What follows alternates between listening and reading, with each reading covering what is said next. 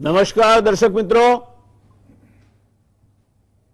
ફરી એકવાર ગુજરાત સમાચાર ટેલિવિઝનની આ ચર્ચામાં આપનું સ્વાગત છે. દર્શક મિત્રો, આપણે થોડા સમય પહેલા ચર્ચા કરી હતી અને એ ચર્ચા વૈશ્વિક સંદર્ભમાં હતી. વિશ્વની પહેલી 200 યુનિવર્સિટીઓનું જે રેન્કિંગ આવ્યું એ અહેવાલમાં આપણી માત્ર 3 જ યુનિવર્સિટીઓ હતી. આઈઆઈએમ્સ એમાં નહોતી, કારણ કે આઈઆઈએમ યુનિવર્સિટી નથી. 2 આઈઆઈટી ને 1 ઇન્ડિયન ઇન્સ્ટિટ્યૂટ ઓફ સાયન્સ. શરૂઆત થાય 152મા નંબરે મુંબઈ આઈઆઈટી, ત્યાર પછી આઈઆઈએસસી ને છેલ્લે આઈઆઈટી દિલ્હી. આજે જે ચર્ચા કરવી છે, કારણ કે 12મા ધોરણના પરિણામો આવ્યા છે, તમારે તમારા બાળકો માટે ક્યાં મૂકવા, શું ભણાવવું, એ માટેના કોર્સ ક્યાં સિલેક્ટ કરવા, કઈ યુનિવર્સિટીને પસંદ કરવી, આવા બધા અનેક પ્રશ્નો તમારા મગજમાં હશે. અને એમાં પેલી પંક્તિ દેખાદેખી સાધે જોગ, પડે પંડ ને લાધે રોગ, એવું ન કરાય અને આપણને નિષ્ણાતો પાસેથી યુનિવર્સિટીઓ આ દેશની ક્યાં ઊભી છે તે બાબતનો માર્ગદર્શન મળે એ હેતુથી આજની ચર્ચાનું આયોજન કર્યું છે. દોસ્તો, આ જે આજની ચર્ચા છે તે ચર્ચાનો અર્થ મેં સમજાવ્યો આપને કે કેમ છે. ભારતીય શૈક્ષણિક સંસ્થાઓ, આપણે 152 સુધી કોઈ આપણા દેશની કઈ સંસ્થાઓ નથી એટલે ચિંતા કરવાની નહીં. દેશમાં શું છે, મારે કોઈ કોલેજ પસંદ કરવી તો કઈ કરવી, તો ભારતની શૈક્ષણિક સંસ્થાઓને કેટલાક નિર્ધારિત પેરામીટર્સ એટલે નિર્ધારિત એના માનકો છે તે પ્રમાણે ક્રમાંકિત કરવામાં આવે છે. આ ક્રમાંકિત કરવાનું કામ national institutional ranking framework NIRF દ્વારા નિર્ધારિત પદ્ધતિ પ્રમાણે થાય છે. આ પદ્ધતિને ministry of human resources development એટલે HRD દ્વારા મંજૂર કરવામાં આવી છે અને 29 સપ્ટેમ્બર 2015ના દિવસથી એ અમલમાં બની આવી છે. જુદી જુદી યુનિવર્સિટીઓ અને સંસ્થાનું રેન્કિંગ કરવા માટે કેટલાક માનકો નક્કી કરવામાં આવે છે, કેટલાક પેરામીટર્સ નક્કી કરવામાં આવે છે. એની આપણે ચર્ચા આપણા નિષ્ણાત પેનલની માધ્યમથી જાણીશું.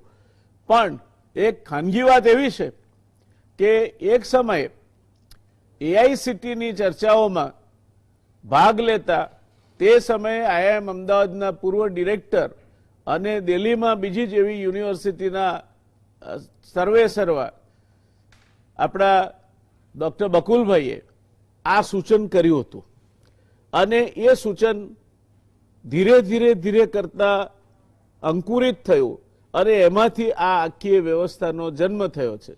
એટલે બકુલભાઈને આજે, આમ તો ઓળખ હું આપતો જ નથી પ્રોફેસર બકુલ ધોળકિયાની, પણ આજે એમની આ વિશિષ્ટ પ્રદાન માટે થઈને મારે બકુલભાઈની ઓળખ આપવી મને જરૂરી લાગે છે. કારણ કે બકુલભાઈ મિતભાષી છે અને ક્યારેક પોતાના વિશે બહુ સંયમથી વાત કરે છે.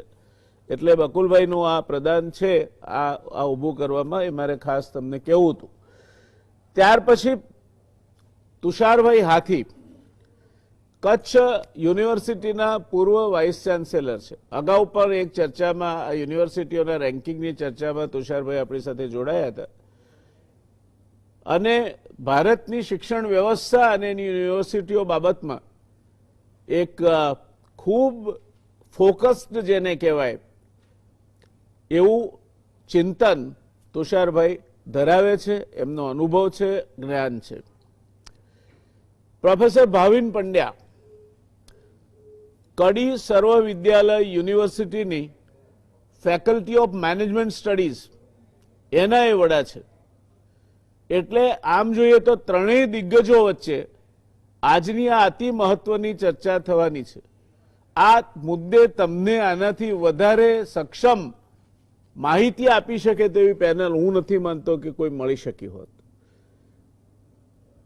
શરૂઆત કરીએ આપણે ભાવિનભાઈ તમારાથી કે આ જે રેન્કિંગ થાય છે એ રેન્કિંગ 5 મુદ્દાઓ પર આધારિત થાય છે અને એ 5 મુદ્દાઓને પાછું વેઇટેજ આપવામાં આવે છે કે આના 100 માર્ક આવ્યા હોય પણ એનું વેઇટેજ આટલું, આના 100 માર્ક આવ્યા હોય તો એનું વેઇટેજ આટલું. તો આખી જે આ પ્રક્રિયા છે એ પ્રક્રિયા સમજાવશો આપ? હાજી નમસ્કાર. માન્ય શ્રી વ્યાસ સાહેબે જેમ વાત કરી એમ ખરેખર એક દિગ્ગજ પેનલ વચ્ચે આપણે છીએ. ઢોલકિયા સાહેબ પણ આપણી જોડે છે અને હાથી સાહેબ પણ છે. પણ સૌ પ્રથમ વાત કરું તો જો national institutional ranking framework NIRF જેમ સાહેબે સજેસ્ટ કરેલું એમ 2015થી એ અમલમાં છે અને મને બહુ આજે યાદ છે કે એની સૌથી પહેલી જે NIRF રેન્કિંગ લોન્ચ થયું એ વખતે સ્મૃતિ ઈરાનીજી ministry of human resource development સંભાળતા અને જે સાયન્સ ભવનમાં આપણું દિલ્હી એનું રેન્કિંગ લોન્ચ થયેલું. હવે આખી પ્રક્રિયા આમ જોવા જઈએ તો ઘણી એટલા સારા માટે છે કે સૌ પ્રથમ આપણી ઇન્ડિજિનિયસ કહેવામાં આવે એવી એક સિસ્ટમ ડેવલપ કરેલી છે કે જે આપણી ભારતની પોતાની છે. આપણે આગળ QS રેન્કિંગની વાત કરી કે ધ ટાઈમ્સ હાયર એજ્યુકેશન રેન્કિંગની વાત કરતા હોય અને બીજા બધા રેન્કિંગ્સ જે મેનેજમેન્ટ સ્કૂલ્સના છે. હવે આ રેન્કિંગની જે પ્રક્રિયા છે એને બેઝિકલી 10 અલગ અલગ ક્ષેત્રોમાં વહેંચવામાં આવેલી છે. એમાં સૌથી સારી વસ્તુ એ છે કે આમાં યુનિવર્સિટી એક અલગ કેટેગરી તરીકે એને સ્થાન આપવામાં આવ્યું છે, કોલેજને અલગ સ્થાન આપવામાં આવ્યું છે, એક ઓવરઓલ રેન્કિંગ એટલે યુનિવર્સિટી હોય, કોલેજ હોય કે કોઈ ઓટોનોમસ ઇન્સ્ટિટ્યૂટ હોય એને પણ એક અલગ સ્થાન આપવામાં આવ્યું છે. પછી મેજોરિટી આપણી જે 7 ડિસિપ્લિન્સ છે એનો ઉલ્લેખ છે. એમાં મેડિકલ ડિસિપ્લિન છે, એમાં ડેન્ટલ છે, એમાં આર્કિટેક્ચર છે, એમાં આપણે ફાર્મસી છે, મેનેજમેન્ટ ડિસિપ્લિન છે અને લો ડિસિપ્લિન છે અને એન્જિનિયરિંગ જે આપણી મેઇન સ્ટ્રીમ ડિસિપ્લિન છે. આ 10 એને 10 ને અલગ રેન્કિંગ આપવામાં આવ્યું છે. એટલે સૌ પ્રથમ તો પહેલા એક વાઇડ વેરાયટી ઓફ ઇન્સ્ટિટ્યુશન 10 કોઈ પણ વિદ્યાર્થીના જે જોવું હોય કે એ લોમાં કઈ સારી કોલેજ છે કે મેનેજમેન્ટમાં કઈ સારી કોલેજ છે એમાં 100 ઇન્સ્ટિટ્યૂટના રેન્કિંગ આપેલા છે એમને, 100 institute in each category. Total એમ જોવા જઈએ તો 1000 ઇન્સ્ટિટ્યુશનનું એક કામ છે અને આ કામ જે પહેલા આપણું નેશનલ બોર્ડ ઓફ એક્રેડિટેશન જે AICTE ની એપેક્સ બોડી હતી અને મને જણાવતા આનંદ થાય છે કે વોશિંગ્ટન અકોર્ડ સાહેબ જે NBA માં આપણે સાઇન કરેલો અને વોશિંગ્ટન અકોર્ડ અને NBA ઇન્ડિયાનું એક્રેડિટેશન હોય તો દુનિયાની કોઈ પણ યુનિવર્સિટી એ પર્ટિક્યુલર સંસ્થા જો NBA એક્રેડિટેશન લીધું હોય નેશનલ બોર્ડ ઓફ એક્રેડિટેશનનું તો દુનિયાની ઘણી બધી યુનિવર્સિટીઓ એ રેન્કિંગમાંથી જો યુનિવર્સિટીને મળેલું હોય તો એની ડિગ્રીઓ વેલિડ ગણતી હતી અને આગળ એમને પોસ્ટ ગ્રેજ્યુએટ કોર્સીસમાં કે બીજા કોર્સીસમાં સ્થાન આપતી હતી. તો સૌથી પહેલા સરસ વાત એ પણ છે કે NBA આનું આખું કામ સંભાળી લીધેલું અને આ 10 કેટેગરીમાં એનું રેન્કિંગ કરેલું. હવે વાત આવે છે કે પેરામીટર્સની. આપણે આગળ જોયું કે એક થોડો બાયસ એવો થતો હતો કે જ્યારે QS રેન્કિંગમાં આપણે જતા હતા તો પરસેપ્શન સ્કોર છે એને 40% વેઇટેજ હતું. અહીંયા પરસેપ્શન સ્કોરનું વેઇટેજ છે રિલેટિવલી થોડું ઓછું રાખવામાં આવ્યું છે અને કયા મુદ્દાઓને ધ્યાનમાં રાખવામાં આવેલા છે એની વાત કરીએ તો સૌપ્રથમ ટીચિંગ, લર્નિંગ અને રિસોર્સિસની વાત કરવામાં આવી છે કે કોઈ પણ એક પર્ટિક્યુલર કેટેગરીમાં એમના જોડે કેટલા વિદ્યાર્થીઓ છે, કેટલા PhD વિદ્યાર્થીઓ છે, સ્ટુડન્ટ ટીચર રેશિયો શું છે અને બેઝિકલી એનું ટોટલ જે એન્વાયરમેન્ટ કહેવાય in terms of number of students, number of professors ને એ બધું છે. બીજી વસ્તુ એ છે કે ગ્રેજ્યુએશન આઉટકમની વાત કરેલી છે. આજે કોઈ પણ વિદ્યાર્થી એન્ટર થતો હોય એટલે નોર્મલી અમારી એન્જિનિયરિંગ અને મેનેજમેન્ટમાં એક આદત હોય છે કે સ્ટુડન્ટ એન્ટર થાય, કદાચ એક માનસિકતા એટલી સારી અને હેલ્ધી ના પણ ગણી શકાય કે એન્ટર થાય એ પહેલા પૂછે કે મારું પ્લેસમેન્ટ પેકેજ કેટલું હશે. એટલે આ પ્લેસમેન્ટ પેકેજને એક સૌથી મોટો ક્રાઇટેરિયામાં ગણવામાં આવે છે અને મેક્સિમમ વેટેજ 30% એ ગ્રેજ્યુએશન આઉટકમમાં એને આપવામાં આવેલું છે. એના પછી અબ્રોડ સ્ટડી અને પોસ્ટ ગ્રેજ્યુએટ સ્ટડી, એના પછી સ્ટુડન્ટ PhD કોર્સીસમાં કેટલા જોડાય છે, ફર્ધર સ્ટડીઝ માટે વર્લ્ડ ક્લાસ યુનિવર્સિટીમાં કેટલા જાય છે, એક એનું મહત્વ છે. એટલે બીજું જે ગ્રેજ્યુએશન આઉટકમની વાત કરી એ છે. ત્રીજી વસ્તુ છે રિસર્ચ અને પબ્લિકેશન્સ. રિસર્ચ અને પબ્લિકેશનમાં આપણે અગાઉ પણ વાત થયેલી છે. આ બહુ કોમ્પ્લેક્સ ઇસ્યુ છે અને કદાચ જો ભારત દુનિયાની યુનિવર્સિટીઓ જોડે ભારતની યુનિવર્સિટી તાલ ના મળી શકતી હોય એનું સૌથી મોટું એક રીઝન આ છે. એમાં રિસર્ચ પબ્લિકેશનમાં આપણે જે આગળ વાત કરેલી કે Australian business dean council ABDC approved જર્નલમાં તમારા પબ્લિકેશન હોવા જોઈએ, વેબ ઓફ સાયન્સમાં તમારા પબ્લિકેશન હોવા જોઈએ, સ્કોપસ જે ઈ જર્નલ્સનું ડેટાબેઝ છે અને અક્રોસ ધ વર્લ્ડ જે એક્સેપ્ટેડ છે એ સ્કોપસમાં તમારા પબ્લિકેશન હોવા જોઈએ અને ગૂગલ સાઇટેશન એને પણ એ લોકો આધાર માનતા હોય છે. જો આ ચારેયમાંથી કોઈ પણ કેટેગરીમાં તમારા પબ્લિકેશન સારા ગ્લોબલ ઇમ્પેક્ટ ફેક્ટર કે સારા ઇમ્પેક્ટ ફેક્ટર એનાથી થયેલા હોય તો એ જનરલ એ લોકો માન્ય રાખે છે. અને બીજું મહત્વનું ખાસ પરિબળ જે ખાસ દર્શક મિત્રોને અને અમારી પેનલ તો કદાચ એના સાથે સંમત થશે કે number of patent file and published, આ એક એવો એરિયા છે કે જ્યાં વર્ષોથી આપણે પ્રયત્ન કરી રહ્યા છીએ પણ હજી જે ધારી સફળતા આપણને આમાં મળી નથી. કારણ કે પેટન્ટ ફાઇલ કરવાની પ્રોસેસ એ થોડી હજી આપણા દેશમાં થોડી ધીમી છે. કારણ કે મને એ ખબર છે કે હાલમાં જ મારા 3 ફાર્મસીના પેટન્ટ મારી એસવી ઇનોવેશન ફાઉન્ડેશનમાં અપ્રૂવ થવાની તૈયારીમાં છે અને પબ્લિશ થશે. પણ લગભગ સામાન્ય વાત કરીએ તો પેટન્ટ ફાઇલ કરવામાં 6 થી 12 મહિના અને પબ્લિશ થવામાં 5 થી 6 વર્ષ લાગી જતા હોય છે. એ પણ ઇન્ડિયન પેટન્ટ છે કે ઇન્ટરનેશનલ પેટન્ટ છે, અને તમારે અલગ અલગ બોડીમાં યુરોપિયન પેટન્ટ છે એમાં પેટન્ટ લેવા પડતા હોય છે. એટલે એનું મહત્વ પણ આપેલું છે. અને એની જોડે એક પરસેપ્શન સ્કોર જે વાત કરી હતી આપણે કે એ સંસ્થાને દુનિયામાં કેટલા લોકો રિકોલ કરે છે. જેમ QS રેન્કિંગમાં એ લોકો 3 લાખ લોકોને પૂછે છે, એમ NIRF કે બીજા મહત્વના સર્વે છે એમાં એ લોકો 3,000 થી વધારે ઇન્સ્ટિટ્યુશન્સના 3 લાખથી વધારે લોકોને એવું પૂછે છે કે તમે આ ઇન્સ્ટિટ્યૂટ વિશે શું જાણો છો, એના એલ્યુમની ક્યાં છે, ક્યાં પ્લેસ થયેલા છે અને કેવા સ્થાનો શુભાવે છે. એટલે આમ જોવા જઈએ તો એક હોલિસ્ટિક વાત છે કે ટીચિંગ લર્નિંગ રિસોર્સિસ છે, તમારા ફેકલ્ટીઝ છે, તમારા PhD હોલ્ડર્સ છે, તમારા ગ્રેજ્યુએટ ક્યાં પ્લેસ થાય છે, તમારા અલુમનસ ક્યાં પ્લેસ થયેલા છે અને તમારો પરસેપ્શન સ્કોર શું છે. આ 5 જે મુદ્દાઓ છે એને અલગ અલગ રીતે એક બહુ સારું વેટેજ આપીને આખી જે પ્રોસેસ તૈયાર કરવામાં આવી છે એનું નામ નેશનલ ઇન્સ્ટિટ્યૂટ રેન્કિંગ ફ્રેમવર્ક, અને દરેક કેટેગરીમાં 100 ઇન્સ્ટિટ્યૂટને એ મૂકેલી છે. Thank you. દર્શક મિત્રો, આ રેન્કિંગ બેન્કિંગમાં તમને જો થોડીક વિદ્વાનોની ભાષામાં તકલીફ પડે, પણ સરળ વાત એ છે કે એક આખો આ જે 5 ફેક્ટર છે એમાં ટીચિંગ લર્નિંગ અને રિસોર્સિસ એટલે તમારી જે કોલેજમાં ની આપણે પરીક્ષા લેતા હોઈએ, જે કોલેજને આપણે હરીફાઈમાં ઊભી હોય એના ત્યાં ભણાવનારા કેવા છે, ભણાવનારા કેટલા છે, ફૂલ ટાઈમ ફેકલ્ટી છે કે નહીં, ઘણી બધી જગ્યાએ વિઝિટિંગ પ્રોફેસર ભણાવતા હોય છે એવું છે કે નહીં, એને 30% માર્ક છે, 0.3 વેઇટેજ આપ્યું છે. પછી રિસર્ચ અને વ્યાવસાયિક પદ્ધતિઓ એટલે આ પેટન્ટ અને બાકીની બાબતો છે એને પણ 0.3 વેઇટેજ આપ્યું છે. ત્યાર પછી ગ્રેજ્યુએશન આઉટકમ્સ એટલે તમારા છોકરાઓ કેવી સંસ્થાઓમાં જાય છે, ક્યાં એ લોકો શોષાય છે, એને 0.2 આપ્યું છે. આઉટરીચ અને ઇન્ક્લુઝિવિટીને અને પરસેપ્શન તમારી આ જે સંસ્થા છે એનું બહાર કેવી છાપ છે એ બંનેને 0.1 એટલે 10 માર્ક 10 માર્ક એમ આપ્યું, 100 માર્ક ગણીએ તો. આ પરિસ્થિતિમાંથી પસાર થઈને યુનિવર્સિટીઓને રેન્કિંગ આપવામાં આવે છે. બકુલભાઈ સાહેબ, આપને મારે એ પૂછવું છે કે આ જે કંઈ ભાવિનભાઈએ વર્ણન કર્યું આ આખી પ્રથાની જે વિશ્વસનીયતા છે, અને આપ તો આ પ્રથાના કંઈક અંશે સર્જક પણ છો, તો એ વિશ્વસનીયતા કેટલી ગણી શકાય અને યુનિવર્સિટી પસંદ કરવી હોય તો આ વિશ્વસનીયતાના આધાર ઉપર જે તે વિષયમાં યુનિવર્સિટી પસંદ કરવામાં કોઈ બીજી બાબતોનું ધ્યાન રાખવું જોઈએ કે કેમ? હા, બહુ જ મહત્વની વાત આપે કહી જયનારાયણભાઈ. આમાં વિશ્વસનીયતા, ક્રેડિબિલિટી જે છે આ રેન્કિંગ એક્સરસાઇઝની, એ બહુ જ ઇમ્પોર્ટન્ટ પ્રશ્ન છે. આપણું એક માઇન્ડસેટ હોય છે કે કોઈ પણ ઇન્ટરનેશનલ એજન્સી રેન્કિંગ કરે એટલે એની તો વિશ્વસનીયતા હોય જ, એની ક્રેડિબિલિટી ઉપર કોઈ સવાલ ના પૂછે, અને ડોમેસ્ટિક એજન્સીઝમાં બધી 25 જાતના સવાલ પૂછાય. હવે આપણા દેશમાં અને વિશ્વના મોટા ભાગના દેશમાં કોઈ પબ્લિક એજન્સી રેટિંગ કરતી નથી. સામાન્ય રીતે બધે પ્રાઇવેટ જ એજન્સીઓ હોય છે. જે ઇન્ટરનેશનલ રેટિંગ છે તે પણ they are all private institutions. હવે આપણા દેશમાં પ્રોબ્લેમ શું છે કે રેટિંગ કોણે શરૂ કર્યું? તો જનરલી મીડિયાવાળાઓએ રેટિંગની એક્સરસાઇઝ આપણા દેશમાં શરૂ કરેલી. જેમ કે ટાઈમ્સ ગ્રુપ છે કે ઇન્ડિયા ટુડે છે કે ફાઇનાન્શિયલ એક્સપ્રેસ છે કે એટલે બધા મેગેઝિનો, આઉટલુક છે. હવે આ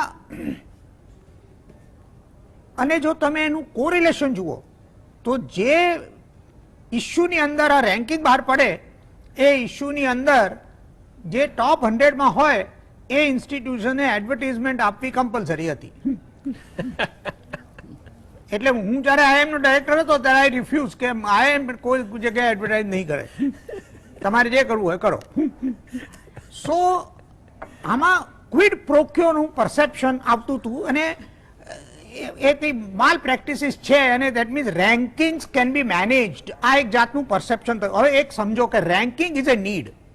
વિદ્યાર્થીને એસેસમેન્ટની જરૂર છે, શિક્ષકોને છે. મારે આ ઇન્સ્ટિટ્યૂટમાં જોઈન થવું કે કેમ એના માટે મને પણ ખબર પડવી જોઈએ, એટલે એમ્પ્લોયરને ખબર પડવી જોઈએ. એટલે આની નીડ છે, પણ આપણા દેશમાં આ નીડને રેકગ્નાઇઝ કરવામાં જ ના આવી અને એટલા માટે આ પ્રાઇવેટ એજન્સીઓને ખાસ કરીને મીડિયા હાઉસીસ આ બધું શરૂ કર્યું. એટલે આ એમણે જયારે વોશિંગ્ટન એકોર્ડની વાત કરી, નેશનલ બોર્ડ ઓફ એક્રેડિટેશનનો 2005 થી 2008 હું ચેરમેન હતો. I was chairman of national accreditation board. અને વોશિંગ્ટન એકોર્ડનું ઇસ્યુ એ વખતે હાઇલાઇટ થતું હતું ને એ વખતે મિનિસ્ટ્રીની સાથે મારે ઘણા ટસલ થઈ હતી અને finally I had gone to Hong Kong to ensure કે આપણો વોશિંગ્ટન એકોર્ડ આપણને મળે. પાયો 2007માં નંખાયો અને પછી આપણને મળતા 2009 થયા, કારણ કે એનો લાંબો પ્રોસેસ હોય છે. પણ હવે આ બધામાં સૌથી મહત્વની વાત એ છે કે તે વખતે મેં એમ કહ્યું હતું કે ક્રેડિબિલિટી માટે એક આપણા દેશની અંદર તો કોઈ રસ્તો છે જ નહીં, એટલે ગવર્મેન્ટે રેન્કિંગ એક્સરસાઇઝ શરૂ કરવી જોઈએ જેથી એની ક્રેડિબિલિટી ઉપર ક્વેશ્ચન માર્ક ઓછા થાય. એટલે મારા હિસાબે રિલેટિવલી સ્પીકિંગ એનઆઈઆરએફ રેન્કિંગ ક્ષતિઓ બધામાં હોય, પરંતુ આપણા દેશમાં અવેલેબલ રેન્કિંગ્સની અંદર સૌથી વધારે ક્રેડિબિલિટી ધરાવનારું હોય તો તે એનઆઈઆરએફ રેન્કિંગ છે. એની ઘણી ખામીઓ છે, આપણે એમાં ઉતરવું નથી, પણ at least there is something positive which is happening. ભલે આને ઇમ્પ્લિમેન્ટ કરતા 10 વર્ષ લાગ્યા, પણ છેવટે એ થયું. અને આનો મુખ્ય ઉદ્દેશ એ છે કે આપણા દેશમાં એજ્યુકેશનલ ઇન્સ્ટિટ્યુશન્સ ઉપર કંટ્રોલ કરવાનું એક માઇન્ડસેટ થઈ ગયો છે અને ઓટોનોમી of the institutions is a major issue. જ્યારે હું આઈએમમાં હતો ત્યારે ઓટોનોમી વોઝ ધ પ્રાઇમરી ઇશ્યુ. અને મારી આર્ગ્યુમેન્ટ એ હતી કે જે વેલ પરફોર્મિંગ ઇન્સ્ટિટ્યુશન્સ છે એને તમારે ઓટોનોમી આપવી જોઈએ, પછી એ પબ્લિક સેક્ટરના હોય કે પ્રાઇવેટ સેક્ટરના હોય. આપણા પબ્લિક એન્ટરપ્રાઇઝીસની અંદર નવરત્નનો કોન્સેપ્ટ હતો અને નવરત્નના કોન્સેપ્ટ 79 નો હતો. એટલે આપણે પબ્લિક એન્ટરપ્રાઇઝને autonomy on the basis of some kind of ranking આપી, પણ એજ્યુકેશન ઇન્સ્ટિટ્યુશનને આપવાની આપણે વાત ના કરી. ત્યારે જ્યારે આ મુદ્દો હું ઉઠાવું પબ્લિક ફોરમમાં ત્યારે એક પ્રસ્તુત કહેવામાં આવે કે આ બધા રેન્કિંગ તો બધા they can be boat out. તો મેં કીધું તમે શરૂ કરો. એટલે જેથી કરીને એ પછી પ્રોબ્લેમ ઉભો ના થાય. ધ આઈડિયા વોઝ કે ટોપ રેટેડ ઇન્સ્ટિટ્યુશન્સ, પછી પબ્લિક હોય કે પ્રાઇવેટ હોય, એને મેક્સિમમ ઓટોનોમી મળવી જોઈએ, તો જ એ લોકો પરફોર્મ કરી શકે ને તો જ વિશ્વની બીજી સંસ્થાઓની સાથે એ લોકો કંધે કંધા મિલાવીને કોમ્પિટ કરી શકે. અને એટલા માટે આ રેન્કિંગ એક્સરસાઇઝનું મહત્વ છે. એના ક્રાઇટેરિયા રોબસ્ટ છે, કયા ક્રાઇટેરિયા ઉપર થવું જોઈએ બધું બરોબર છે. હવે આ બધા જે ક્રાઇટેરિયા એમણે મેન્શન કર્યા બધું બરાબર છે. એમાં જે પહેલી વાત એ રિસર્ચને મહત્વ આપ્યું છે, 30% વેટેજ આપ્યું છે, અને ક્વોલિટી ઓફ ધ ઇન્સ્ટિટ્યુશનને 30% વેટેજ આપ્યું છે. પણ મને એવું લાગે છે કે ઇન્સ્ટિટ્યૂટની લીડરશિપ, ગવર્નન્સ સ્ટ્રક્ચર અને એ સંસ્થાને કઈ રીતે મેનેજ કરવામાં આવે છે એના પેરામીટર્સ જે આંતરરાષ્ટ્રીય રેન્કિંગ્સની અંદર મહત્વ ધરાવે છે એ અહીંયા આગળ નથી. એટલે આ પહેલું વસ્તુ એવી છે કે જેને ઇન્ક્લુડ કરવા જેવી છે. અને બીજું, સ્ટુડન્ટ ક્વોલિટીને વેલ ડિફાઇન્ડ પેરામીટર નથી જે ઇન્ટરનેશનલ રેન્કિંગની અંદર હોય છે. જેમ કે દાખલા તરીકે one of the criteria for that is selectivity, કે તમારા ઇન્સ્ટિટ્યુશનમાં કેટલા વિદ્યાર્થીઓ એપ્લાય કરે છે અને તમારી કેટલી સીટો છે. ધેટ મીન્સ હવે હું જ્યારે ડાયરેક્ટર થયો આઈઆઈએમ અમદાવાદનો ત્યારે I use to highlight one thing, અને બધી ઇન્ટરનેશનલ રેન્કિંગ એજન્સીઝ આ વસ્તુને એક્સેપ્ટ કરતી હતી કે વર્લ્ડમાં IIM Ahmedabad is number 1 in terms of selectivity. કે ભાઈ 300 સીટ માટે 2 લાખ વિદ્યાર્થીઓ એપ્લાય કરે છે. આ રેશિયો તમને કોઈ જગ્યાએ મળે નહીં. એટલે સો નાઉ the point is કે what is the selectivity, how difficult it is to get admission in that particular institution અને પછી એડમિશન સિસ્ટમ કેટલી રોબસ્ટ છે. એટલે અમુક પણ એ તો કોઈ પણ સિસ્ટમમાં ક્ષતિઓ આપણે કહી શકીએ. એટલે હું પોઝિટિવ સેન્સમાં કહું છું કે NIRF ઇઝ એન ઇવોલ્વિંગ થિંગ. 2015માં જ્યારે સ્ટાર્ટ થયું ત્યારે અને અત્યારના 2020નું જે છે એની અંદર ઘણો ડિફરન્સ આવ્યો છે. સ્કોપસનું મહત્વ વધ્યું છે અને આપણા ઇન્ડિયા માટે તો સ્કોપસ જ સૌથી વધારે મહત્વની વસ્તુ છે. એટલે it's a positive thing, a welcome thing. અને I think in the absence of anything else આપણે NIRF રેન્કિંગના આધારે આપણે જે કંઈ ડિસિશન્સ વિદ્યાર્થીઓ કરવાના હોય એ કરે તો એમાં કંઈ વધારે મોટી મુશ્કેલીની વાત મને દેખાતી નથી. ધન્યવાદ બકુલભાઈ સાહેબ. આથી સાહેબ આપની પાસે આવું છું. આપણા ત્યાં શિક્ષણની સ્વાયત્તતાના નામે આજે લગભગ ઘરે ઘરે યુનિવર્સિટીઓ થઈ ગઈ છે અને આ યુનિવર્સિટીને માન્યતા આપવા માટેનું આ NIRF નું કે આવું કોઈ ધોરણ મારા જાણમાં તો નથી. યુનિવર્સિટીની સ્વાયત્તતા એ મોટા ભાગે રાજકીય નિર્ણય છે, કોઈ પણ પ્રકારના ગુણવત્તાની ચકાસણી સિવાય. આપને શું લાગે છે આ યુનિવર્સિટીઓ જે સ્વાયત્તતાના નામે ઊભી થઈ ગઈ છે એના વિદ્યાર્થીઓના ભાવિ સાથે ચેડા કરવાનું કામ થાય છે, એ બાબતમાં આપ કંઈ પ્રકાશ પાડી શકશો? જયનારાયણભાઈ, આપે બહુ જ મર્મ સ્થાનવાળો પ્રશ્ન કર્યો છે.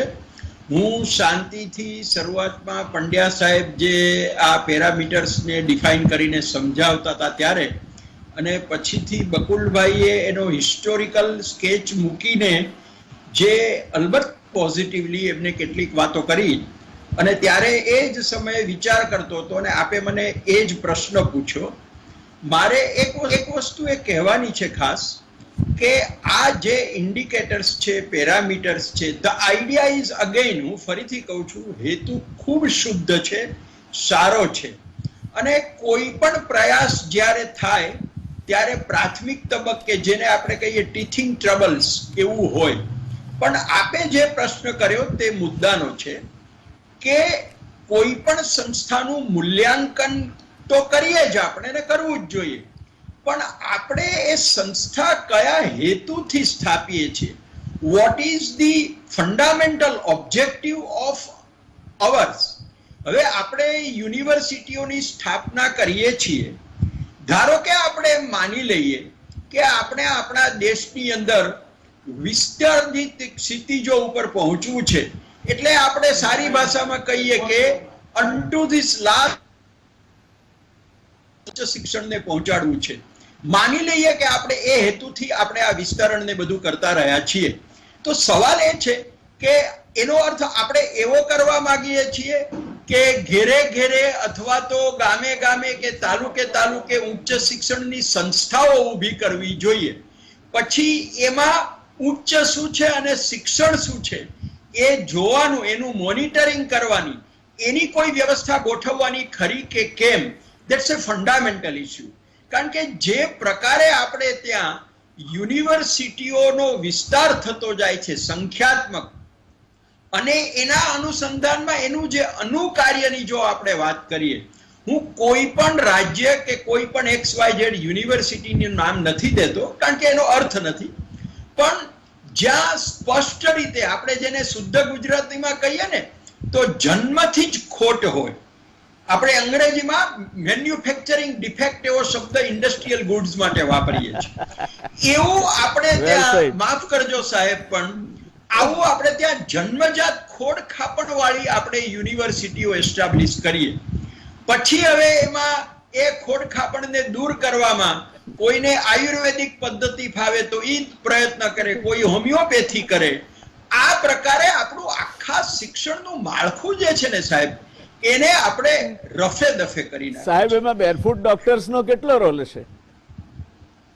જી, બેરફૂટ ડોક્ટર્સ જેને આપણે કહીએ છીએ ઊંટ વૈદો, હા, એમનો કેટલો રોલ હશે? આપે શબ્દ વાપર્યો છે એટલે કહું કે ડોક્ટર્સ સૌથી વધુ એજ્યુકેશનમાં ડેરફૂટેડ છે, ઓલામાં પણ એટલા ઓછા હશે. એનું કારણ છે સાહેબ, આપણે ત્યાં એક નાનપણથી એક વ્યાખ્યા પડી ગઈ છે કે આપણે કેળવણીકાર શબ્દ એને વાપરીએ છીએ કે જેને કદાચ કોઈ બહુ મોટું ડોનેશન આપ્યું, જેને કોઈ જમીન આપી, એમના દાન માટે, એમની જમીન માટે, એમનો સમાજના ભાવ માટે હું કોઈ જ ફરિયાદ કરતો નથી, મને કોઈ અસંતોષ નથી, હું એને અભિનંદન પણ આપું છું. પણ એ કરવાથી જો આપણે એને કેળવણીકાર ગણવાના હોઈએ તો પછી કેળવણીનું જે કામ કરવા વાળા છે એની પરિસ્થિતિ શું થાય તેનો પણ આપણે વિચાર કરવો જોઈએ. એ મને લાગે છે એ ગેપ ઘણો મોટો છે. એટલે હાયર એજ્યુકેશનની સંસ્થાઓમાં કોલેજો જે પ્રકારે શરૂ થઈ, યુનિવર્સિટીઓ જે પ્રકારે શરૂ થઈ, એનું જે બકુલભાઈ બહુ જ સાચો નિર્દેશ કર્યો. હું જ્યારે હતો અને નેકની અંદર આ મુદ્દો આવતો હતો ત્યારે મારે ઘણી ચર્ચા થતી હતી કે ભાઈ ગવર્નિંગ સિસ્ટમનો એ લોકો ઇવેલ્યુએશન રેન્કિંગમાં માર્કિંગ પણ રાખ્યા, પણ મેં કહ્યું આ ગવર્નન્સને ડિફાઇન તો કરો. આપણે ત્યાં ગવર્નન્સ એટલે ખાલી પેલા મેનેજિંગ ટ્રસ્ટી એટલે ગવર્નન્સ, એજ્યુકેશન સેક્રેટરી એટલે ગવર્નન્સ, પ્રિન્સિપાલ એટલે ગવર્નન્સ, એટલે બોર્ડ ઉપર મૂકવા માટે વિઝન અને મિશન ને બધું જ આપણે કરીએ, પણ how to govern the fundamental issues of education, એની જેને આપણે કહીએ સૂઝ શુદ્ધ ગુજરાતીમાં, અથવા તો એને લગતી ઇન્સાઇટ, એની દ્રષ્ટિ, એનો આપણે ત્યાં અભાવ છે. ને અભાવ છે નહીં કે એવા માણસો નથી, એવા તજજ્ઞો નથી, પણ કારણ કે આપણે એવું નક્કી કરીએ છીએ કે જે આપણે કરીએ છીએ તે સારું છે અને એને ફોલો કરે તે આપણા. આ જે સિસ્ટમ છે એને કારણે ranking, national institute of ranking framework માટે આપણે ખરેખર પ્રશ્ન ન કરીએ. પણ હું શાંતિથી વિચારતો હતો ને આ બંને મહાનુભાવે કીધું એટલે કે એમાં એટલો બધો ગેપ છે ને, ઘણો મોટો ગેપ છે. હવે માની લઈએ કે આ નેશનલ ઇન્સ્ટિટ્યૂટ ઓફ રેન્કિંગ ફ્રેમવર્કને આપણે અક્ષરશ મોડેલ તરીકે ગણીને ચાલીએ તો અહીંયા જે આપણે પેનલમાં આપણે બધા છીએ તે તો ખરા જ, પણ આજે જે સાંભળતા હશે એને પણ પ્રશ્ન થાય કે આ જો રેન્કિંગ ઇક્વલ ટુ ઓલ આપણા દેશ માટે પણ આપણે કરવાનું હોય તો એમાં એવડો મોટો ગેપ છે, અંતરમ મહદ અંતરમ છે. કારણ કે આપણે જે સ્કોપસની વાત કરીએ, આપણે જે ગવર્નન્સના મુદ્દાની વાત કરીએ, પેટન્ટની વાત કરી, સાહેબ માફ કરજો, સાયન્સને બાદ કરતા સોશિયલ સાયન્સ, કોમર્સ અને મેનેજમેન્ટમાં તો આવા શબ્દો અંગે કોઈ એક્સરસાઇઝ, જાણવાની કવાયત પણ નથી થતી. હવે જ્યારે મારી ઈચ્છા જ એવી છે કે મને નોકરી મળી ગઈ ને હું સ્થિર થઈ ગયો, અને સરકારે પણ નક્કી કરી લીધું છે કે જેને 16 કલાક અઠવાડિયાના આટલા કલાક કામ કરી લીધું, 40 કલાક હાજરી આપી દીધી, હવે એને આપણે માપદંડ ગણીને ચાલશું તો જે parameters national institute of ranking ફ્રેમવર્કની અંદર સમાવિષ્ટ કરવામાં આવ્યા છે એના કરતા વાસ્તવિક ચિત્ર ઘણું જુદું હશે. એટલે મારું એમ માનવું છે, દાખલા તરીકે હું આપને એક જ વાત કહું, બહુ 2 જ મિનિટમાં પૂરું કરું, કે એવી કેટલી સારી સંસ્થાઓ આપણા દેશમાં છે. હવે એ સંસ્થાઓ પોસ્ટ ગ્રેજ્યુએશન માટે તમે સિલેક્ટ થાવ, બકુલભાઈ જે વાત કરી સિલેક્ટિવિટીની, એ ખરેખર સારો મુદ્દો છે ને સાચો મુદ્દો છે કે હાયર એજ્યુકેશનમાં મારે એડમિશન લેવું છે તો આજે મારે એમએસસી ઇકોનોમિક્સ કરવું હોય તો મને એનું સ્ટાઇપેન્ડ મળે એવી સંસ્થાઓ આપણા દેશમાં છે. આપણા દેશમાં એમફિલ કરવું હોય તો સ્ટાઇપેન્ડ મળે એવી સંસ્થાઓ છે. હવે તો સાહેબ રૂસા ગ્રાન્ટ આપે છે 50,000 થી માંડીને 1 લાખ રૂપિયા સુધીની મહિનાની. એટલે નોટ ધેટ કે આપણે ત્યાં વ્યવસ્થા નથી, પણ હવે એના સંદર્ભમાં આપણે આપણા ગુજરાત રાજ્યની વાત કરીએ તો ગુજરાત રાજ્યના કુલ કેટલા ટકા આર્ટ્સ, કોમર્સ કે સોશિયલ સાયન્સના છાત્રોને ખબર છે કે આવા પ્રકારના અભ્યાસક્રમો કે આવી સંસ્થાઓ છે? અને એનું કારણ છે કે ત્યાં જે બકુલભાઈ કોઈ સિલેક્ટિવિટીનો મુદ્દો છે, ત્યાં મારે એની એન્ટ્રન્સ ટેસ્ટ આપવાની છે, એમાં મારે મેરિટ એસ્ટાબ્લિશ કરવાનું છે, તો મારી રેન્કમાં હું આવીશ તો એડમિશન મળશે.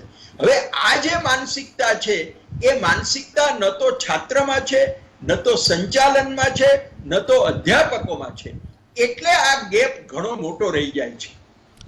ધન્યવાદ સાહેબ. આપ જ્યારે કેળવણીકાર વિશે વાત કરતા હતા ત્યાં હું બેઠો બેઠો એનો સ્પેલિંગ લખ્યો હતો કનાયાસે, એમાં 2 ભાગ પડી ગયા, એક કેળવણી અને બીજું કાર. એટલે કેળવણી થકી જે કાર લાવી શકે કેળવણીકારની વ્યાખ્યામાં આવી શકે સાહેબ. એટલે આપણા ત્યાં કેળવણીકાર એટલે એની અનેકવિધ વ્યાખ્યાઓ છે. કેટલાક કેળવણી સાથે જોડાયેલા છે, કેટલાક કેળવણીને ખરીદી શકે છે એની સંસ્થાઓને, અને કેટલાક કેળવણી થકી કારમાં ફરતા થઈ શકે છે. આપણે કહ્યું એમાં થોડુંક જ ઉમેરું, જી. થોડુંક જ, એક જ મિનિટ, જી. કે અમે કેટલાક મિત્રો હસતા હસતા એમ પણ કહીએ છીએ કે જે કેળવણીના કાળ હોય એ કેળવણી કાર થઈ જાય. સરવાળે આ બધાનો ભોગ વિદ્યાર્થી બને છે. કારણ 100% કે સાહેબ, 100% તમારે સ્વીકાર. સારામાં સારી પ્રોડક્ટ પેદા કરવી હોય તો સારામાં સારું મશીન જોઈએ, અને માત્ર સારામાં સારું મશીન નહીં ચાલે, સારામાં સારો કારીગર જોઈએ. હવે આ બંનેની ખોટ હોય, રેન્કિંગ થતું જ ના હોય, અને પછી આપણે ધડાધડ યુનિવર્સિટી ખોલી નાખીએ અને પછી કહીએ કે હવે આટલા લોકો આટલા બધા માટે આ રાજ્યમાં જગ્યાઓ ઊભી થઈ છે. મને લાગે છે કે આનાથી મોટી શિક્ષણ સાથેનો બળાત્કાર બીજો કોઈ ના હોઈ શકે. અને એટલે હવે આગળ ચર્ચાને વધારવી છે દર્શક મિત્રો. રેન્કિંગ બે રીતના આપવામાં આવે છે. ભાવિનભાઈએ થોડો ઉલ્લેખ કર્યો હતો.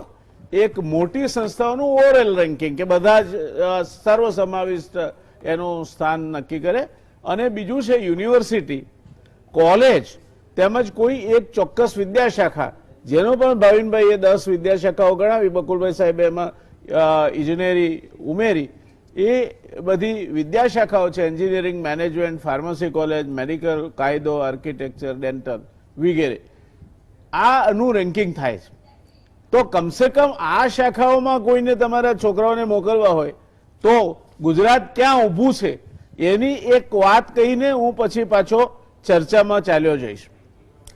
ઇન્ડિયન રેન્કિંગમાં ઓવરઓલ સર્વસમાવિષ્ટ રેન્કિંગ જેને કહેવાય, એમાં પહેલા 15માં ગુજરાતની એક પણ સંસ્થા નથી.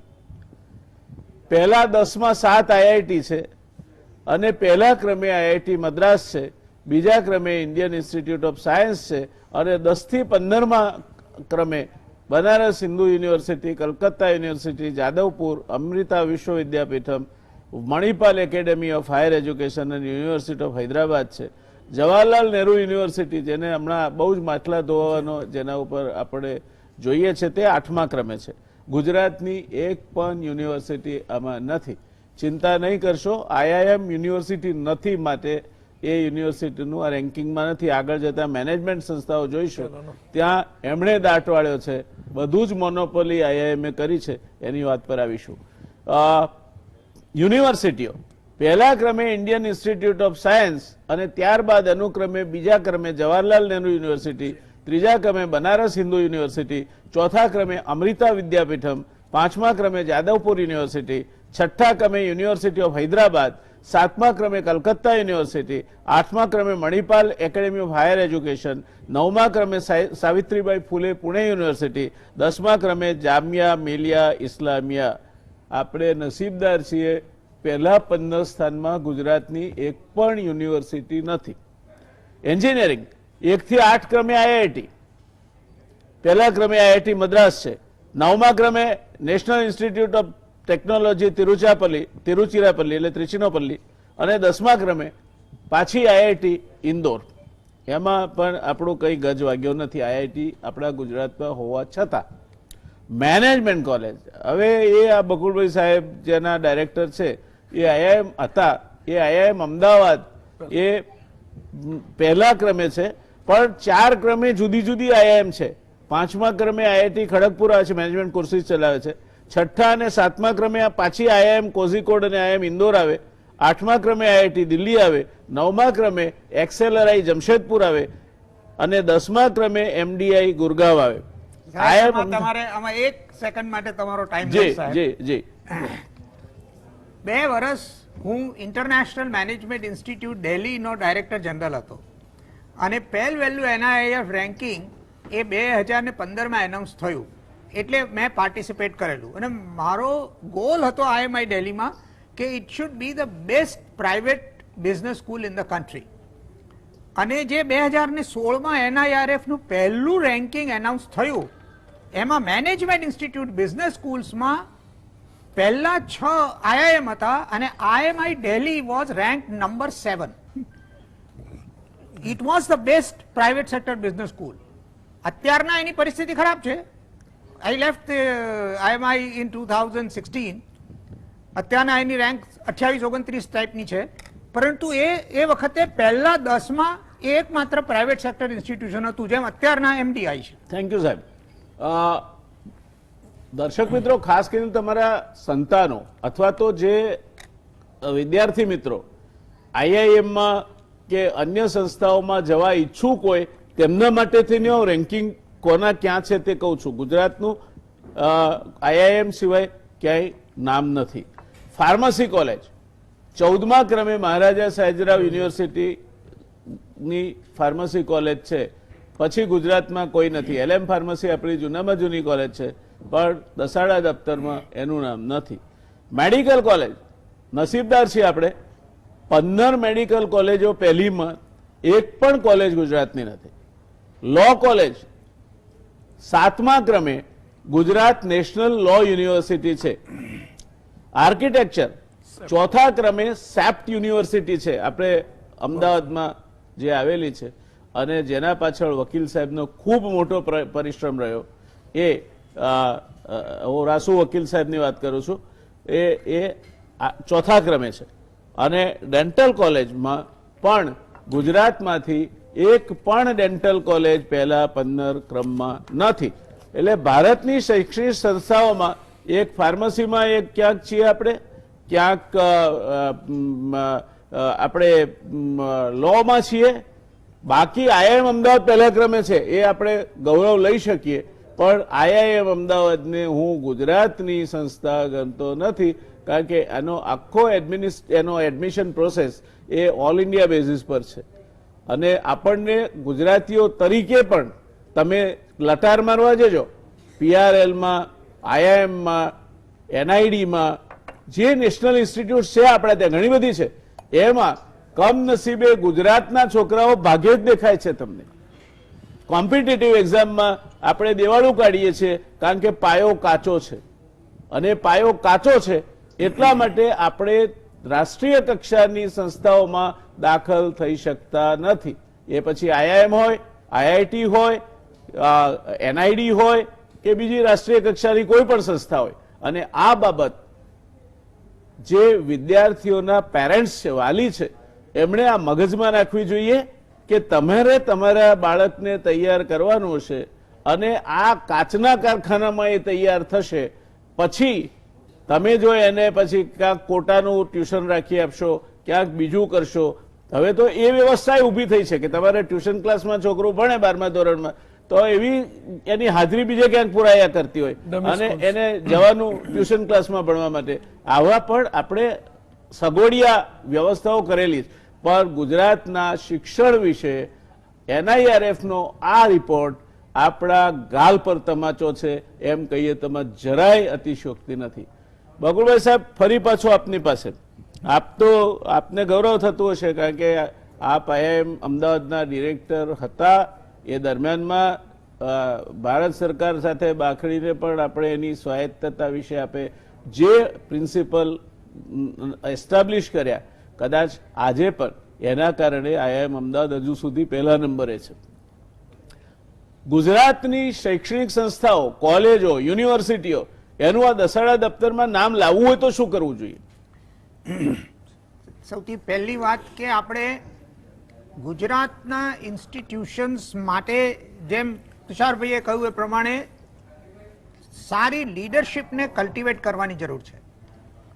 હવે આમાં વિદ્યાર્થીઓના એડમિશનમાં મેરિટનો પ્રશ્ન આપણે રેઝ કરીએ, અરે પણ આપણી એજ્યુકેશનલ ઇન્સ્ટિટ્યુશન્સના હેડ્સમાં જ જો મેરિટનો પ્રિન્સિપલ આપણે કોમ્પ્રોમાઇઝ કરી નાખીએ તો પછી આગળ ક્યાં થવાનું છે? ફેકલ્ટી સિલેક્શનને એફેક્ટ કરશે, સ્ટુડન્ટ સિલેક્શનને એફેક્ટ કરશે, સિસ્ટમ્સ અને પ્રોસેસીસને એફેક્ટ કરશે.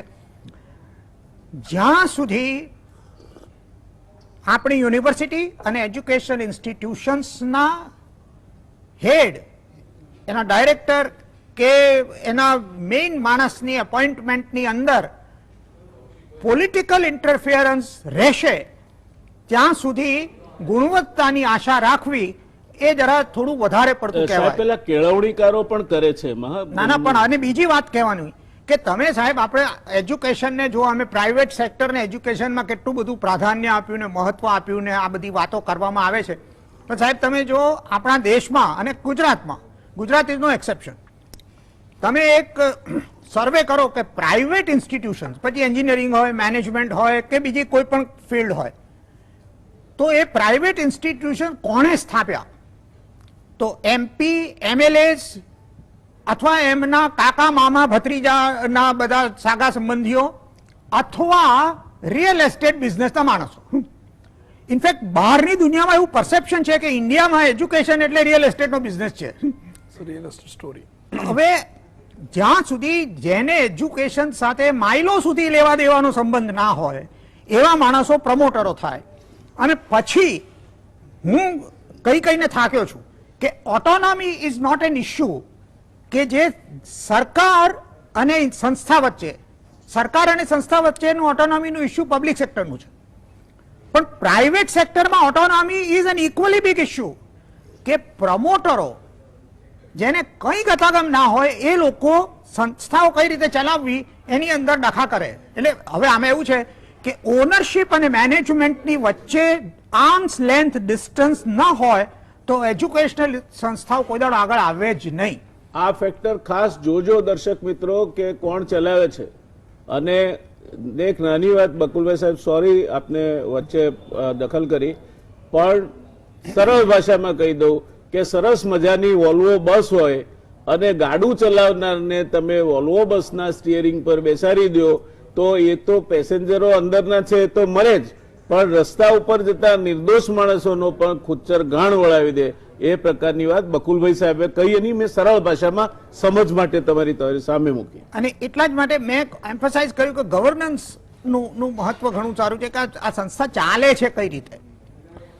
બીજું કે એ સંસ્થાની અંદર જો એના ચલાવનારા સીઈઓઝ જે છે એ સારા કોમ્પિટન્ટ માણસોને મૂક્યા હોય કે જે વિઝનરીઝ હોય, જેમને પેશન હોય એજ્યુકેશન માટે. આમાં પ્રોબ્લેમ આપણો શું છે કે ના તો લીડર્સની અંદર પેશન છે, ના ફેકલ્ટી મેમ્બર્સમાં પેશન છે ટુ હેવ, એટલે પ્રોફેશનલ કમિટમેન્ટ અને જે પેશન હોવી જોઈએ ટાસ્ક માટે એનો રિલેટિવલી સ્પીકિંગ અભાવ છે. અને એમાં કારણ છે શું કે દરેક જગ્યાએ આપણે કોમ્પ્રોમાઇઝો કરતા જઈએ છીએ. હવે એ કોમ્પ્રોમાઇઝ અલ્ટિમેટલી ગુણવત્તા ઉપર એની અસર પડે છે. અને છેલ્લે આપણા પ્રાઇવેટ સેક્ટર ઇન્સ્ટિટ્યુશન્સ જે છે એમને વાયબિલિટી અને પ્રોફિટેબિલિટીનો કન્સર્ન, એનું કારણ કે બેકગ્રાઉન્ડ જ એવું છે. એજ્યુકેશન એ સેવા ભાવનો વિષય છે, સોશિયલ સર્વિસ છે, એ એપ્રોચ કે માઇન્ડસેટ છે નહીં. અને આપણી એજ્યુકેશનલ ઇન્સ્ટિટ્યુશન્સ એ ટાઈપના એલ્યુમનાઈને જનરેટ નથી કરી શકતી કે જે એલ્યુમનાઈ ભવિષ્યમાં એજ્યુકેશનલ ઇન્સ્ટિટ્યુશનને ફંડિંગ કરે. આપણને ટેવ છે કે આપણે વિદેશો સાથે આપણી સરખામણી કરીએ. વિદેશોમાં educational institutions are doing very well, they are excellent, કારણ કે એમનું ફંડિંગ એલ્યુમનાઈ તરફથી આવે છે. Alumni R providing the resources કે જેને કારણે થઈને એમને બીજા કોઈની પાસે જવું નથી પડતું. આપણે ત્યાં એવી પરિસ્થિતિ નથી. એટલે આપણે જે છે એ આપણે જ કમાઈ લેવાનું, પછી જે આવે એમાંથી સંસ્થા ઉપર નહીં ખર્ચવાનું. પણ જે તમે કહ્યું એ પ્રમાણે કેળવણીમાં ગયેલો માણસ પોતાની કાર ખરીદે. This is how the hall thing is. નવી વ્યાખ્યા ઉભી થઈ કેળવણી કારની. આથી સાહેબ મારે આપને પૂછવું છે કે આપને લાગે છે કે રાજ્ય કક્ષાએ આપ છો કે બકુલભાઈ છે કે તો અહીં બેઠા છે એટલે કહું છું નામ, બીજા પણ વિદ્વાન આપણા ત્યાં શિક્ષણ સાથે સંકળાયેલા અને ખરેખર જેમને શિક્ષણની ગતાગમ પડતી હોય એવા નિષ્ણાતો છે, તો રાજ્ય સરકારે નિર્લેપ ભાવે, કારણ કે રાજ્ય સરકારમાં કમિટી કરે ને એટલે કાં તો કોઈ આઈએએસ અધિકારીને એનો ચેરમેન મૂકે છે. મને ખબર નથી, હું એવું ભણ્યો છું કે સર્વ ગુણા કાંચનામ આશ્રયંતી, બધા જ ગુણો, સોનું તમારી પાસે હોય પૈસા એમાં આવી જાય છે, પણ સર્વે ગુણા આઈએએસમાં આશ્રયંતી એવું કંઈ જરૂરી નથી. કેળવણીની વાત હોય તો કેળવણીકારને જ નિમવા જોઈએ. અને એવા તટસ્થ માણસોનું 10-12 લોકોનું, અને એમાં પછી ભલે શિક્ષણ સચિવ હોય એમાં કોઈ વાંધો નહીં, એક જૂથ બનાવે અને ગુજરાતની યુનિવર્સિટીઓનું રેન્કિંગ કરાવી અને ગુજરાતની પ્રજા સામે અને ગુજરાતના વિદ્યાર્થીઓ સામે મૂકે, જેથી ગુજરાતના વિદ્યાર્થીઓને ખબર પડે કે આ શૈક્ષણિક સંસ્થાઓ એમને ક્યાંક છેતરતી તો નથી ને. આવું લાગે છે આપને જરૂરી હોય એવું? જે નારાયણભાઈ 101% જરૂરી છે. એટલા માટે બીજો કોઈ હેતુ છોડો તો પણ કે આવનારી પેઢીને જો આપણે આપવું હશે તો આપણે વારસામાં આવું કંઈક આપવું પડશે. આપણે ગુજરાતીઓ તરીકે બીજો ઘણો બધો વિચાર કરીએ છીએ કે શું આપવું શું નહીં, પણ આ બાબતમાં આપણી પાસે આપવા જેવું કશું છે નહીં. અને આપે જે વાત કરી કે આ કરવું જોઈએ ને આમ થવું જોઈએ, હવે એને માટે મર્યાદા એક જ છે. તજજ્ઞો આપણી પાસે ગુજરાતમાં આજે પણ છે કે એવા તજજ્ઞો છે કે જે દરેક ક્ષેત્રમાંથી છે. મેનેજમેન્ટમાં છે, ટેકનોલોજીમાં છે, સોશિયલ સાયન્સમાં છે, બેઝિક સાયન્સમાં છે. તજજ્ઞો નથી એમ નથી, પણ હવે મુશ્કેલી એ છે કે આપણે ત્યાં આપણી પસંદગી હંમેશા મારામાંથી થાય છે, સારામાંથી થતી નથી. એટલે આ સારા અને મારા વચ્ચેનો જે ભેદ છે એ ભેદ પહેલા દૂર થવો જોઈએ.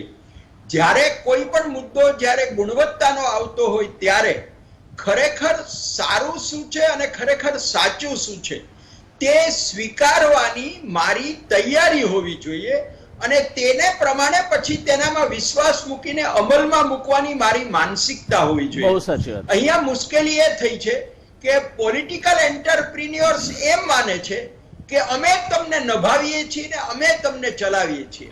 આઈ એમ સોરી ટુ સ્ટેટ, પણ રાજ્યના શિક્ષણ પ્રધાનો એમ કહેતા હોય કે અમે પગાર આપીએ છીએ. ધીસ ઇઝ ટુ મચ એ વેગ સ્ટેટમેન્ટ. મને આવું કોઈ, હું સ્પષ્ટ કહું છું કે આવું વિધાન અધ્યાપકો કે શિક્ષકો સાંભળે છે એ ખોટું છે. કારણ કે પગાર કોઈ વ્યક્તિ નથી આપતી, ઇલેક્ટેડ ગવર્મેન્ટની ટ્રેઝરી એની ફરજ છે આપે છે તે. અને બીજી વસ્તુ કે એ પોલિટિકલ એન્ટરપ્રિન્યોર્સ જ્યારે સાચું અને સારું સમજવા છતાં, જાણવા છતાં સ્વીકારવાની તૈયારી ન હોય ત્યારે પછી જે ન થવું જોઈએ થયું કે એક ખરેખર સારો વર્ગ, એક્ટિવ વર્ગ ધીમે ધીમે આ ફિલ્ડમાંથી બાકાત થયો. એ ખોટું થયું છે, 100% ખોટું થયું છે. પરંતુ ડિગ્નિટી દરેકને જોઈએ છે, ઇન્ટિગ્રિટી દરેકને હોય છે.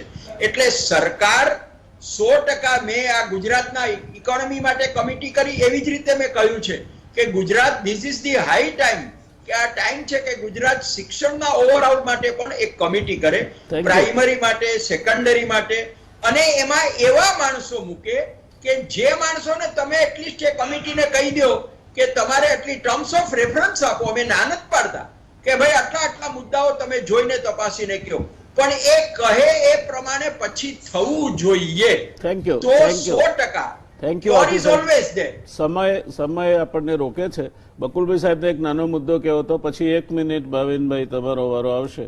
હંમેશા જયનારાયણભાઈ, તમે જે સવાલ પૂછો કે ગુજરાત કેમ આમાં કોઈ જગ્યાએ દેખાતું નથી, એના અનેક કારણોની આપણે વાત કરી, પણ એમાં એક કારણ મારે આપવાનું રહી ગયું કે somehow or other જે આપણા ગુજરાત રાજ્યના એજ્યુકેશનને મેનેજ કરે છે એ લોકોના મગજમાં એક એમ ભરાયેલું છે કે આપણી સંસ્થાઓમાં આપણા રાજ્યના વિદ્યાર્થીઓને જ પ્રેફરન્સ મળવો જોઈએ, અને એટલા માટે આપણા બધા લીગલ ફ્રેમવર્કની અંદર 75% રિઝર્વેશન ઇઝ ફોર ડોમિસાઇલ, કે ગુજરાત રાજ્યના હાયર સેકન્ડરી બોર્ડમાંથી પાસ થયેલા માણસને માટે 75% કોટા. હવે NIRF રેન્કિંગમાં ડાયવર્સિટીના માર્ક્સ છે.